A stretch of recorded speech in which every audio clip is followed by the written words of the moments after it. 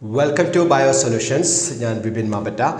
നമ്മൾ 9th last chapter അല്ലേ 9th last chapter ഇങ്ങനെ എടുത്തുകൊണ്ടിരിക്കുകയാണ്. അപ്പോൾ നമ്മൾ കഴിഞ്ഞ ദിവസം മൈറ്റോസിസ് കംപ്ലീറ്റ് ആയിട്ടുണ്ടായിരുന്നു. അപ്പോൾ ഇന്നത്തെ ക്ലാസ്സിൽ നമ്മൾ ജനറൽ ആയിട്ടുള്ള കുറച്ച് കാര്യങ്ങൾ വളരെ ഈസി ആയിട്ടുള്ള നിങ്ങൾക്ക് എക്സാമിന് വളരെ പെട്ടെന്ന് വളരെ ഈസി ആയിട്ട് സ്കോർ ചെയ്യാൻ പറ്റുന്ന ഒരു ഏരിയയാണ് നമ്മൾ ഇന്ന് നോക്കാൻ പോകുന്നത്. ഒക്കെ വളരെ ഈസി ആയിരിക്കും എന്ന് ഉറപ്പാണ്. അത്രയും സിമ്പിളായിട്ടുള്ള ഒരു ഏരിയയാണ് നമുക്ക് നോക്കാനുള്ളത്. ഓക്കെ, അപ്പോൾ നമുക്കറിയാം ഒരു ജീവി എല്ലാ ജീവിയുടെയും ജീവിതത്തിൽ പല ഘട്ടങ്ങളുണ്ട്, ശരിയല്ലേ? ഒരു ജീവിയുടെ ഗ്രോത്തിന് പല ഘട്ടങ്ങളുണ്ട്. There are different stages in growth. അപ്പോൾ അതിൽ മനുഷ്യൻ്റെ ജീവിതത്തിലെ പ്രധാനപ്പെട്ട ചില ഘട്ടങ്ങളെക്കുറിച്ചാണ് നമ്മൾ ഇന്നത്തെ ക്ലാസ്സിൽ ഡിസ്കസ് ചെയ്യാൻ പോകുന്നത്. Okay, so what are the important stages in an human being? ഒരു ജീവിയുടെ മനുഷ്യൻ്റെ പ്രത്യേകിച്ച് മനുഷ്യൻ്റെ കേസിൽ പല ഘട്ടങ്ങളിലായിട്ടാണ് അവരുടെ ലൈഫ് കംപ്ലീറ്റ് ആവുക. ഓക്കെ, ആ ലൈഫിലെ പല ഘട്ടങ്ങളെക്കുറിച്ചാണ് നമുക്ക് നോക്കാനുള്ളത്. നമ്മൾ ഓൾറെഡി ചെറിയ ക്ലാസ്സിൽ പഠിച്ച ഒരു കാര്യമാണത്. ഒരു ജീവിയുടെ ഫസ്റ്റ് ഇനീഷ്യൽ സ്റ്റേജ് എന്ന് പറഞ്ഞാൽ, അല്ലെങ്കിൽ ഒരു മനുഷ്യൻ അടക്കമുള്ള എല്ലാ ജീവികളും ഫോം ചെയ്യുന്നത് ഒരു സിംഗിൾ സെല്ലിൽ നിന്നാണ്. ആ സിംഗിൾ സെല്ലിനെ നമ്മൾ വിളിക്കുന്ന പേരാണ്, നിങ്ങൾ 8ാം ക്ലാസ്സിലൊക്കെ പഠിച്ചൊരു സാധനമാണ്, എന്താണ്? സൈഗോട്ട് അല്ലേ? നിങ്ങൾ ഓൾറെഡി 8th പഠിച്ചൊരു സംഭവമാണത്. സ്പേമും ഓവവും അല്ലേ? മെയിൽ ഗ്യാമേറ്റായ സ്പേമും ഫീമെയിൽ ഗ്യാമേറ്റായ ഓവവും കൂടി ചേർന്നിട്ട് ഉണ്ടാവുന്ന ഫ്യൂസ് ചെയ്തിട്ടുണ്ടാവുന്ന സാധനമാണ് സൈഗോട്ട് അല്ലേ? So zygote is A single cell from which the organism is formed. ഒരു ജീവി ഫോം ചെയ്ത് വരുന്ന, ഒരു ജീവി ഉണ്ടായി വരുന്ന ഒരു സിംഗിൾ സെല്ലിനെ വിളിക്കുന്ന പേരാണെന്ത്? സൈഗോട്ട്. അപ്പോൾ മനുഷ്യൻ്റെ അടക്കം എല്ലാ ജീവികളുടെയും ആദ്യത്തെ സ്റ്റേജ് എന്ന് പറയുന്നത് ഏതാണ്? സൈഗോട്ടാണ് അല്ലേ? ആ സൈഗോട്ട് എന്ന സ്റ്റേജിൽ നിന്നും, ആ സൈഗോട്ട് ഒരു സിംഗിൾ സെല്ലാണ്. ആ സിംഗിൾ സെല്ലിൽ നിന്നുണ്ടാവും ഒരുപാട് മാറ്റങ്ങൾ സംഭവിക്കും. ആ സിംഗിൾ സെല്ലായ സൈഗോട്ട് ഡിവൈഡ് ചെയ്ത് ഒരുപാട് സെല്ലുകളായിട്ട് മാറും. ആ സെല്ലുകളെല്ലാം കൂടി ചേർന്നിട്ടാണ് ഒരു ജീവിയുടെ രണ്ടാമത്തെ സ്റ്റേജിലേക്ക് വരിക. ആ രണ്ടാമത്തെ സ്റ്റേജിനെ വിളിക്കുന്ന പേരാണിത് എംബ്രിയോ. ഓക്കെ, അപ്പോൾ ഒരു മനുഷ്യൻ്റെ ജീവിതത്തിലെ രണ്ടാമത്തെ ഘട്ടമാണ് എംബ്രിയോ. ഫസ്റ്റ് സൈഗോട്ട് ഒരു സിംഗിൾ സെല്ലാണ് സൈഗോട്ട് ഡിവൈഡ് ചെയ്തിട്ട് അതെന്തായി മാറും? എംബ്രിയോ ആയിട്ട് മാറും. So embryo is the second stage of an human being. ഒരു മനുഷ്യനടക്കം എല്ലാ ജീവികളും, നമ്മൾ മനുഷ്യൻ്റെ കേസ് സ്പെസിഫിക് ആയിട്ട് പഠിക്കുകയാണ്. മനുഷ്യനടക്കം എല്ലാ ജീവികളുടെയും രണ്ടാമത്തെ ഘട്ടം എന്ന് പറയുന്നത് എംബ്രിയോ ആണ്. ഓക്കെ, പക്ഷെ സൈഗോട്ട് ഡിവൈഡ് ചെയ്തിട്ട് അതെന്തായി മാറും? എംബ്രിയോ എന്ന സ്റ്റേജിലേക്ക് മാറും. ഓക്കെ, ഇനി പഠിക്കുന്ന മൂന്നാമത്തെ സ്റ്റേജാണ് ഒരു ഹ്യൂമൻ ബീയിങ്ങിൻ്റെ മൂന്നാമത്തെ സ്റ്റേജാണിത് ഫീറ്റസ്. ഓക്കെ, ഫീറ്റസ് എന്ന് പറഞ്ഞാൽ ഗർഭസ്ഥ ശിശു എന്നൊക്കെ മലയാളത്തിൽ പറയും. അമ്മയുടെ ഫീറ്റസിൽ കിടക്കുന്ന, അല്ലെ അമ്മയുടെ യൂട്രസിൽ കിടക്കുന്ന കുഞ്ഞിനെയാണ് നമ്മൾ ഫീറ്റസ് എന്ന് വിളിക്കുക. അപ്പോൾ ഫീറ്റസ് ആണ് എന്ത്? ഒരു ജീവിയുടെ ലൈഫിൻ്റെ മൂന്നാമത്തെ ഘട്ടം. ഓക്കെ, അപ്പോൾ ഒരു ജീവിയുടെ ഘട്ടങ്ങളാണ്, ഡിഫറെൻറ്റ് സ്റ്റേജസ് ആണ് നമ്മൾ ഡിസ്കസ് ചെയ്തുകൊണ്ടിരിക്കുന്നത്. ഒന്ന് സൈഗോട്ടാണ്, രണ്ടാമത്തെ എംബ്രിയോ ആണ്, മൂന്നാമത്തത് ഫീറ്റസ് എന്ന് പറഞ്ഞ സ്റ്റെപ്പാണ്. ഓക്കെ, ഇനി നാലാമത്തെ ഘട്ടം, ഒരു ജീവിയുടെ നാലാമത്തെ ഘട്ടം എന്ന് പറഞ്ഞാൽ ആ കുഞ്ഞ് ജനിച്ചതിന് ശേഷമുള്ള സ്റ്റേജ് ആണ് ഇൻഫാൻസി അല്ലെങ്കിൽ ചൈൽഡ്ഹുഡ് എന്നൊക്കെ പറയും. ഓക്കെ, ചൈൽഡ്ഹുഡിനെ നമുക്ക് രണ്ടായി ഡിവൈഡ് ചെയ്യാം. ശരിക്കും ഇൻഫാൻസി വരുന്നുണ്ട്, ഒരു കുട്ടി ജനിച്ച് ഒരു 4 വയസ്സാവുന്നത് വരെയുള്ള സ്റ്റേജാണിത് ഇൻഫാൻസി. ഓക്കെ, ശൈശവം എന്നൊക്കെ മലയാളത്തിൽ പറയും. ഓക്കെ, ഇൻഫാൻസി എന്ന് പറയും. അപ്പോൾ ഇൻഫാൻസി സ്റ്റേജ് എന്ന് പറഞ്ഞാൽ എന്താണ്? നമ്മുടെ ഫീറ്റസ് കഴിഞ്ഞ് കുഞ്ഞ് പുറത്ത് വന്നിട്ട് അല്ലേ, കുഞ്ഞ് അമ്മയുടെ ഗർഭപാത്രത്തിൽ നിന്ന് പുറത്ത് വന്നിട്ട് ഉള്ളൊരു 4 വയസ്സ് വരെയുള്ള ഒരു കാലഘട്ടത്തെ വിളിക്കുമ്പോഴാണ് ഇൻഫാൻസി. ഓക്കെ, അത് കഴിഞ്ഞ് വരുന്ന സ്റ്റേജാണ് ചൈൽഡ്ഹുഡ്. ഓക്കെ, കുട്ടിക്ക് ഒരു 10 വയസ്സൊക്കെ ആവുന്ന വരെ, ഒരു 10 11 വയസ്സാവുന്ന വരെയുള്ള ആ ഒരു കാലഘട്ടത്തെ നമ്മൾ വിളിക്കുന്ന പേരാണ് ചൈൽഡ്ഹുഡ്. ഓക്കെ, അപ്പോൾ അഞ്ചാമത്തെ ഘട്ടം ചൈൽഡ്ഹുഡാണ്. അപ്പോൾ കുട്ടി ജനിച്ചിട്ട് ഒരു 4 വയസ്സ് വരെയുള്ള ഘട്ടം ഇൻഫാൻസി ആണ്. ആ ഇൻഫാൻസി കഴിഞ്ഞിട്ട് വരുന്ന അടുത്ത ഘട്ടം ചൈൽഡ്ഹുഡാണ്. ഓക്കെ, ഈ ചൈൽഡ്ഹുഡ് കഴിഞ്ഞിട്ട് വരുന്ന ഒരു 12 മുതൽ 19 വയസ്സ് വരെയുള്ള ഒരു കാറ്റഗറി, ആ ഒരു ഏജ് കാറ്റഗറി അല്ലെങ്കിൽ ആ ഒരു ഘട്ടത്തിലാണ് നിങ്ങളൊക്കെ ഇപ്പോൾ നിൽക്കുന്നത്. ആ ഘട്ടത്തെ നമ്മൾ വിളിക്കുന്ന പേരാണെന്ത്? അഡോളസൻസ്. ഓക്കെ, അഡോളസൻസ് അല്ലെങ്കിൽ അതിനെ ടീൻ ഏജ് എന്നൊക്കെ പറയും. അഡോളസൻസ് അല്ലെങ്കിൽ ടീനേജ് എന്ന് പറയും. So that's the 6th stage of an human being ഒരു മനുഷ്യൻ്റെ ജീവിതഘട്ടത്തിലെ കാലഘട്ടത്തിലെ 6ാമത്തെ സ്റ്റേജ് ഇതാണ് അഡോളസെൻസ്. ഓക്കെ, അപ്പോൾ അഡോളസെൻസ് എന്ന സ്റ്റേജ് എന്താണ്? ഒരു 11-12 വയസ്സ് മുതൽ 19 വയസ്സ് വരെയുള്ള കാലഘട്ടമാണ് അഡോളസെൻസ്. ഓക്കെ, ഇനി അഡോളസെൻസ് കഴിഞ്ഞിട്ട് വരുന്ന സ്റ്റേജാണിത് നമ്മുടെ adulthood.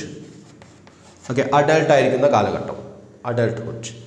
And the last and important stage is old age, വാർദ്ധക്യം അല്ലേ. അപ്പോൾ ഇതാണ് ഒരു മനുഷ്യൻ്റെ ജീവിതത്തിലെ വ്യത്യസ്ത ഘട്ടങ്ങൾ കേട്ടോ. അപ്പോൾ ഈ ഡിഫറെൻറ്റ് സ്റ്റേജസിൻ്റെ പേര് കൃത്യമായിട്ട് നിങ്ങൾ ഓർത്ത് വയ്ക്കണം. ഓക്കെ, അപ്പോൾ നമുക്കൊന്നുകൂടെ നോക്കാം. ഫസ്റ്റ് സ്റ്റേജ് ഏതാണ്? മനുഷ്യൻ്റെ ജീവിതത്തിലെ ഫസ്റ്റ് സ്റ്റേജ് എന്ന് പറയുന്നത് ഏതാണ്? സൈഗോട്ടാണ്. ഒരു സിംഗിൾ സെല്ലാണ്. ആ സിംഗിൾ സെല്ലാണ് zygote. That's the initial stage of a human being. ഒരു മനുഷ്യൻ്റെ ജീവിതത്തിലെ ഫസ്റ്റ് സ്റ്റേജ് എന്ന് പറയുന്നത് ഏതാണ്? സൈഗോട്ടാണ്. സൈഗോട്ട് ഡിവൈഡ് ചെയ്തുണ്ടാവുന്ന എംബ്രിയോ ആണ് second stage. Okay, embryo is the second stage. And third stage is foetus. Okay, ആ എംബ്രിയോ ഒരു ഗർഭസ്ഥ ശിശു ആയിട്ട് മാറും. ആ ഗർഭസ്ഥ ശിശു ആ ഒരു ഘട്ടത്തെ വിളിക്കുന്ന പേരാണ് ഫീറ്റസ്.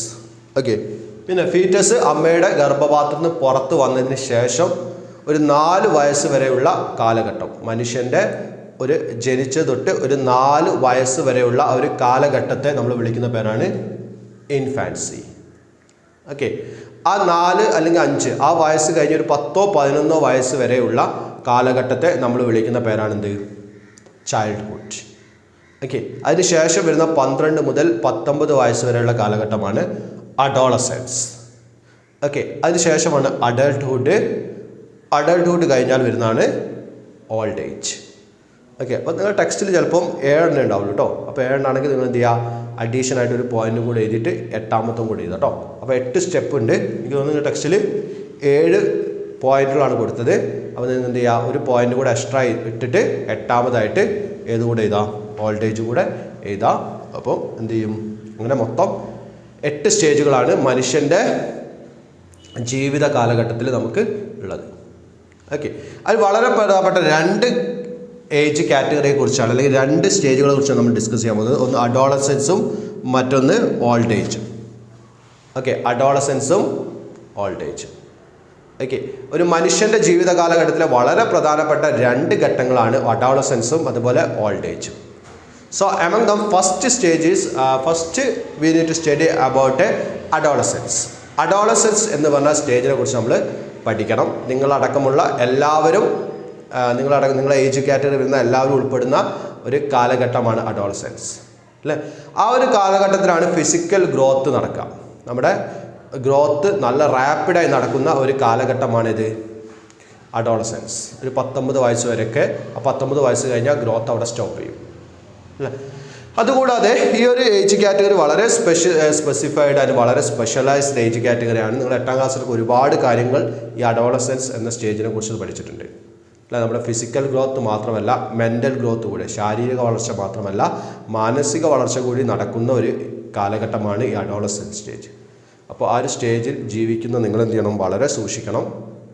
പെട്ടെന്ന് ചീത്ത കൂട്ടുകെട്ടുകളിലൊക്കെ പോകാനുള്ള സാധ്യതയൊക്കെ വളരെ കൂടുതലായിരിക്കും. അപ്പോൾ അതൊക്കെ ഒഴിവാക്കിയിട്ട് നല്ല കുട്ടികളായിട്ട് വളരാൻ നിങ്ങൾ ശ്രദ്ധിക്കണം. അപ്പോൾ ആ ഒരു സ്റ്റേജിനെ കുറിച്ച് നമുക്ക് കൂടുതലായിട്ടൊന്നും പഠിക്കാനില്ല. നിങ്ങൾ ഓൾറെഡി 8ാം ക്ലാസ്സിൽ നിങ്ങൾ ഒരുപാട് കാര്യങ്ങൾ, എനിക്കൊന്നൊരു 3-4 പേജ് അഡോളസെൻസ് സ്റ്റേജിനെ കുറിച്ച് മാത്രം നിങ്ങൾ പഠിച്ചിട്ടുണ്ടായിരുന്നു 8ൽ. അതുകൊണ്ട് നമ്മൾ 9th അതിനെക്കുറിച്ച് ഡീറ്റെയിൽ ആയിട്ട് ഡിസ്കസ് ചെയ്യുന്നൊന്നുമില്ല.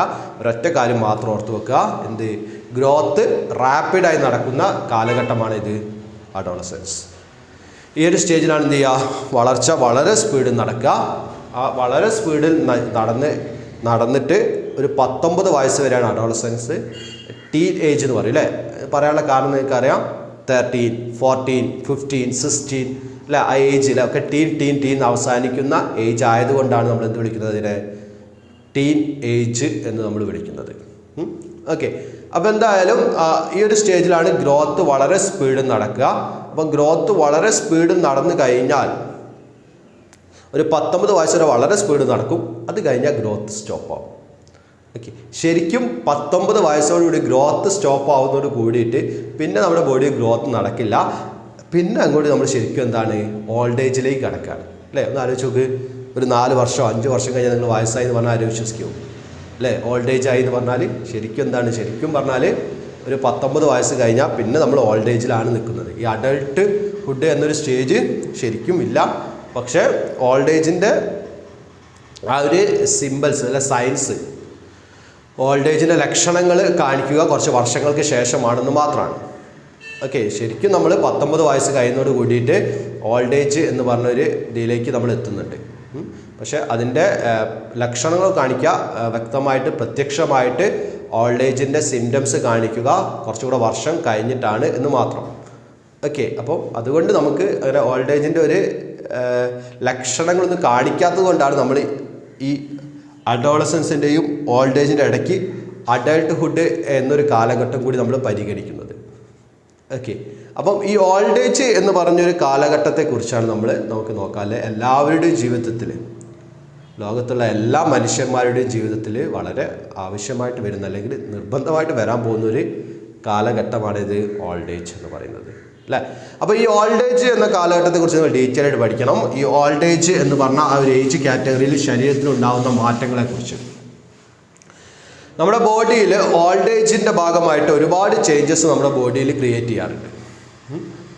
സാധാരണ കുട്ടികളിൽ അല്ലെങ്കിൽ സാധാരണ മനുഷ്യരെക്കാളും മറ്റ് ഏജ് കാറ്റഗറിയിലുള്ള ആൾക്കാരിൽ നിന്നും വിഭിന്നമാണ് എന്ത്? എൻ്റയർലി ഡിഫറെൻ്റ് ആണ് ഓൾഡ് ഏജിലുള്ള മനുഷ്യരുടെ കാര്യം. അല്ലേ? അപ്പോൾ നമുക്ക് നോക്കാം ഓരോന്നായിട്ട്. ഓൾഡ് ഏജിലെ ചില സ്പെഷ്യാലിറ്റീസ്, ചില ക്യാരക്ടറിസ്റ്റിക്സ്. ഓൾഡ് ഏജ് എത്തിക്കഴിഞ്ഞാൽ അവരുടെ ബോഡിയിൽ നടക്കുന്ന ചില കാര്യങ്ങളെക്കുറിച്ചാണ് നമുക്ക് നോക്കാനുള്ളത്. അതിൽ ഒന്നാമത്താണ് സെൽ ഡിവിഷൻ ഡിക്രീസസ്. അല്ലേ? നമുക്കറിയാം സെൽ ഡിവിഷൻ നടക്കുന്നുണ്ട് നമ്മുടെ ബോഡിയിൽ. ആ സെൽ ഡിവിഷൻ എന്ത് ചെയ്യും? ഡിക്രീസ് ചെയ്യും. Okay, so that was the first characteristics of old age. Old ഏജിൻ്റെ ഒന്നാമത്തെ ക്യാരക്ടറിസ്റ്റിക് അതാണ് സെൽ ഡിവിഷൻ എന്ത് ചെയ്യും? ഡിക്രീസ് ചെയ്യും. സെൽ ഡിവിഷൻ റേറ്റ് കുറയും. Okay, so that was the first characteristic of old age, the cell division become reduced.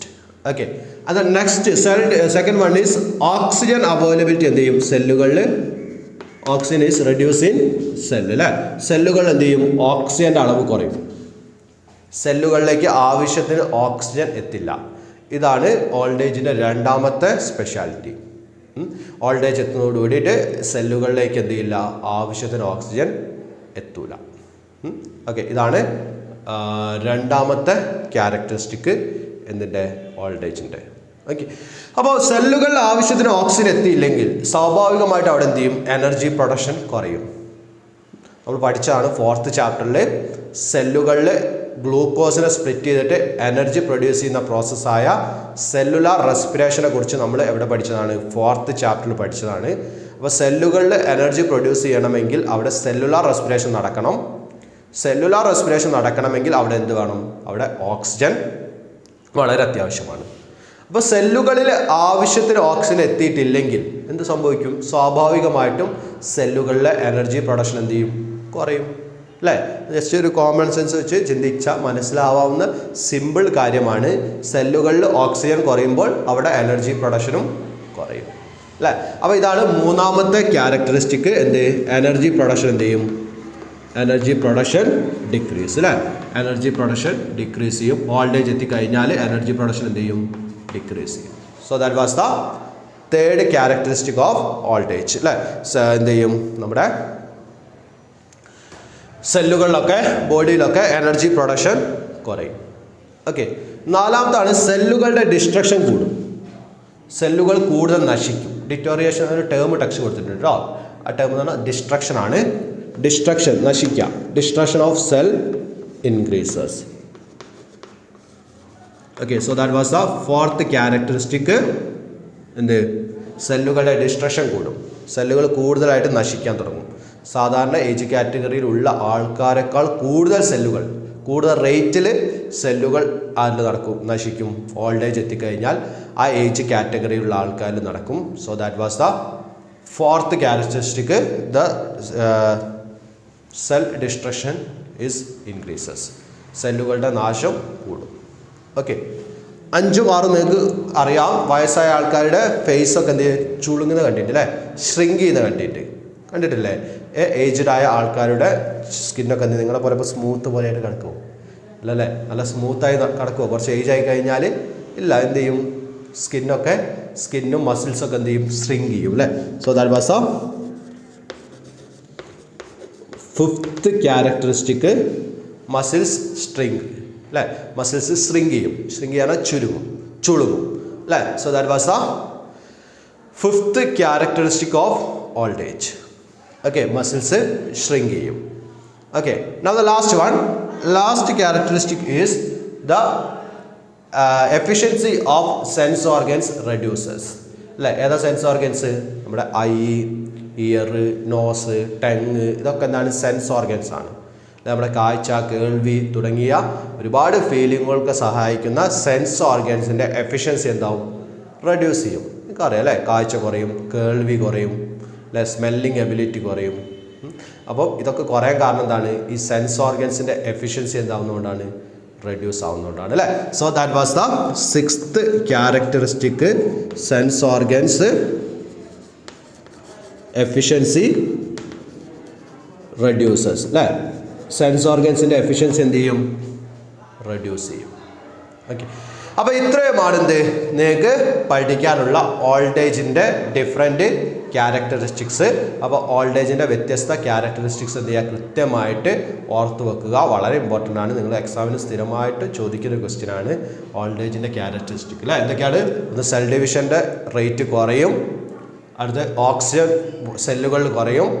സെല്ലുകളിൽ oxygen കുറയുന്നതുകൊണ്ട് സ്വാഭാവികമായിട്ടും അവിടെ എനർജി പ്രൊഡക്ഷൻ കുറയും. അതുപോലെ എന്ത് ചെയ്യാൻ പറ്റി? നമ്മുടെ സെല്ലുകൾ, നമ്മുടെ ബോഡിയിൽ ഓൾഡ് ഏജിലുള്ള ആൾക്കാരുടെ ബോഡിയിലുള്ള സെല്ലുകൾ എന്ത് ചെയ്യും? ഡിസ്ട്രോയിഡ് ആവും, നശിച്ചു പോകും. അതുപോലെ മസിൽസൊക്കെ എന്ത് ചെയ്യും? മസിൽസൊക്കെ സ്ട്രിങ്ക് ചെയ്യും, ചുളുങ്ങും. അതുപോലെ സെൻസ് ഓർഗൻസിൻ്റെ എഫിഷ്യൻസി നന്നായിട്ട് കുറയും. സെൻസ് ഓർഗൻസിൻ്റെ എഫിഷ്യൻസി കുറയുന്നത് കൊണ്ട് നമ്മുടെ കാഴ്ചക്കുറവും കേൾവിക്കുറവൊക്കെ ഒരു ഓൾഡ് ഏജ് ആയ ആൾക്കാരിൽ ഉണ്ടാവും. ഓക്കെ, അപ്പോൾ ഇത്രയാണ് ഓൾഡ് ഏജ് എന്ന് പറഞ്ഞൊരു കാലഘട്ടത്തിൻ്റെ പ്രത്യേകതകൾ. ഓക്കെ, അപ്പോൾ ഈ ഓൾഡ് ഏജ് എന്ന് പറഞ്ഞാൽ എല്ലാവരുടെ ലൈഫിലും വരാനുള്ളതാണ് അല്ലേ? നമ്മുടെയൊക്കെ ഇപ്പോൾ നടക്കുന്ന പോലെ ഓടിച്ചാടി നിങ്ങൾക്ക് നടക്കാൻ പറ്റുമോ? കുറച്ച് കഴിയുമ്പോൾ നിങ്ങൾ എന്ത് ചെയ്യും? ഈ ഓൾഡ് ഏജ് എന്നൊരു ആ ഒരു കാലഘട്ടത്തേക്ക് നമ്മൾ നിർബന്ധമായിട്ട് എത്തിച്ചേരും അല്ലേ? അപ്പോൾ നമ്മൾ ഇന്ന് എങ്ങനെയാണോ ഓൾഡ് ഏജ് അല്ലെങ്കിൽ വയസ്സായ ആൾക്കാരോട് നമ്മൾ പെരുമാറുന്നത് അല്ലേ? നല്ല സ്നേഹത്തിലാണോ? നല്ല റെസ്പെക്റ്റ് കൊടുക്കുന്നുണ്ടോ? ഇതൊക്കെ പോലെ തന്നെ ആയിരിക്കും നമുക്ക് തിരിച്ച് കിട്ടുക ചിലപ്പോൾ അല്ലേ? അപ്പോൾ നിങ്ങളൊന്ന് ആലോചിച്ച് നോക്ക്. നിങ്ങളോട് സ്നേഹത്തിൽ നിങ്ങൾ വയസ്സായി കഴിഞ്ഞാൽ നമ്മുടെ ശരീരമൊക്കെ ക്ഷീണിച്ച് നമുക്ക് നല്ല രീതിയിൽ ആക്ടിവിറ്റി ഒന്നും ചെയ്യാൻ പറ്റാതെ കാഴ്ചക്കുറവൊക്കെ സംഭവിച്ച് നമ്മളിങ്ങനെ ബുദ്ധിമുട്ടിയിരിക്കുമ്പോൾ മറ്റുള്ളവർ നമ്മളെ സഹായിക്കാതെ നമ്മളെ ഉപദ്രവിക്കുകയും കളിയാക്കുകയും അങ്ങനെയൊക്കെ ചെയ്ത് കഴിഞ്ഞാൽ നിങ്ങൾക്ക് വളരെ വിഷമാവും അല്ലേ? അതേ ഒരു വിഷമം ഇപ്പം ഉള്ള ആൾക്കാരിലും ഉണ്ടാവാം. അപ്പം നമ്മൾ തീർച്ചയായിട്ടും എന്ത് ചെയ്യണം? നമ്മൾ തീർച്ചയായിട്ടും ഈ വയസ്സായ ആൾക്കാർ അല്ലെ ഓൾഡ് ഏജിലുള്ള ജനങ്ങളോട് അല്ലെ ഓൾഡ് ഏജ് കാറ്റഗറി വിടുന്ന മനുഷ്യരോട് നമ്മൾ എന്ത് ചെയ്യണം? നമ്മൾ തീർച്ചയായിട്ടും നല്ല സ്നേഹത്തിലും റെസ്പെക്റ്റിലും സഹാനുഭൂതിയിലും നമ്മൾ എന്ത് ചെയ്യണം? അവരോട് ഇടപഴകണം. വേണം അല്ലേ? അല്ലെങ്കിൽ എന്ത് ചെയ്യും? നമ്മൾ ഫ്യൂച്ചർ വരുമ്പോൾ നമുക്കും ഒരു പക്ഷേ അത്തരം കാര്യങ്ങൾ ഫേസ് ചെയ്യേണ്ടി വന്നേക്കാം. അപ്പോൾ ആ കാലഘട്ടത്തിൽ അങ്ങനെ നമുക്ക് വരാതിരിക്കാൻ വേണ്ടി നമുക്ക് പ്രാർത്ഥിക്കാം. പക്ഷേ ഇപ്പോൾ നിങ്ങൾ എന്ത് ചെയ്യണം? ഇപ്പോൾ നിങ്ങളുടെ വീട്ടിലുള്ള ഗ്രാൻഡ് പാരൻസിനോടൊക്കെ എന്ത് ചെയ്യുക? വളരെ സ്നേഹത്തോടും വളരെ റെസ്പെക്റ്റോടും കൂടിയിട്ട് പെരുമാറുക, സംസാരിക്കുക, അവർക്ക് ആവശ്യമുള്ള കാര്യങ്ങൾ ചെയ്തു കൊടുക്കുക, അവരെ സഹായിക്കുക അല്ലേ? ഒന്നുമില്ല, അറ്റ്ലീസ്റ്റ് ഒരു 10 മിനിറ്റെങ്കിലും അവരുടെ അടുത്ത് പോയിരുന്നിട്ട് സംസാരിക്കാനെങ്കിൽ നിങ്ങൾ എന്ത് ചെയ്യുക? ടൈം കണ്ടെത്തുക. ഫുൾ ടൈം ഫോണിൽ കളിച്ചിരിക്കാതെ അല്ലെ ഗെയിംസ് മാത്രം കളിക്കാതെ കുറച്ച് സമയം അവരുടെ അടുത്ത് പോയിട്ട് ടൈം സ്പെൻഡ് ചെയ്യുക. അവർക്കൊരു ഒരുപാട് സന്തോഷം നൽകും അല്ലേ?